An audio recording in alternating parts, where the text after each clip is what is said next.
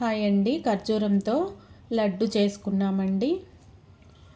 నేను ఎలా చేస్తానో చూపిస్తాను మీకు. పిల్లలకైతే నేను ఇలా చేసి పెడతానన్నమాట.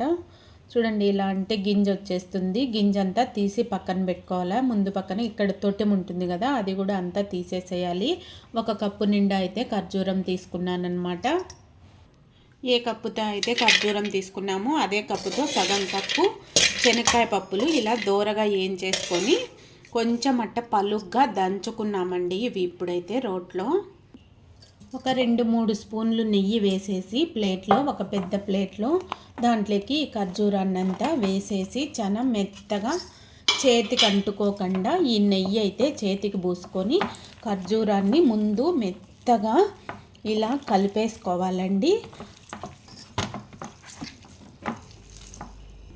ఖర్జూరాన్ని ఇలా మెత్తగా కొంచెం కలిపిన తర్వాత పప్పులైతే మళ్ళీ వేసేసి ఇంకాస్త మెత్తగా రఫ్ చేసేసుకున్నాం. చూడండి, ఇలా అయితే పప్పులు వేయాలన్నమాట. పొట్టుతో సహా వేసేసాను.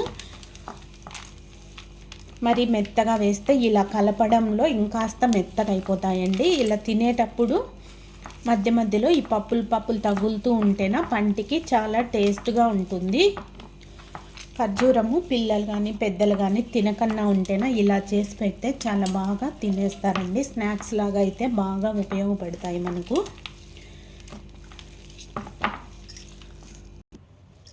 పప్పులు ఖర్జూరము ఎంత మెత్తగా కలిసిపోయినాయో చూడండి. ఖర్జూరం చాలా మెత్తగా అయిపోయింది, మిక్సీలో కొట్టినలాగా అయిపోయింది చేత్తోనే. ఇప్పుడు మన చేతికి అంటుకోకుండా ఎలా చిన్న చిన్న ఉంటలు చేస్తానో చూసేద్దాం. ఫస్ట్ ఇలా చిన్న చిన్న ఉంటలు చేసేసుకున్నామండి. అంటే చపాతీ పిండి ముద్దమైన చేద్దాము. చపాతీ ముద్దలను ఇలా అయితే పొడవుగా అంతా చేసేసుకున్నామండి. చూడండి పాముల్లాగా ఎలా ఉన్నాయో. ఇలా చేసి పెడితే బయట స్నాక్స్ కోసం ఎవరు వెళ్తారండి? పిల్లలైనా పెద్దలైనా అందరు ఇంట్లోనే తినాలంటారు కదా.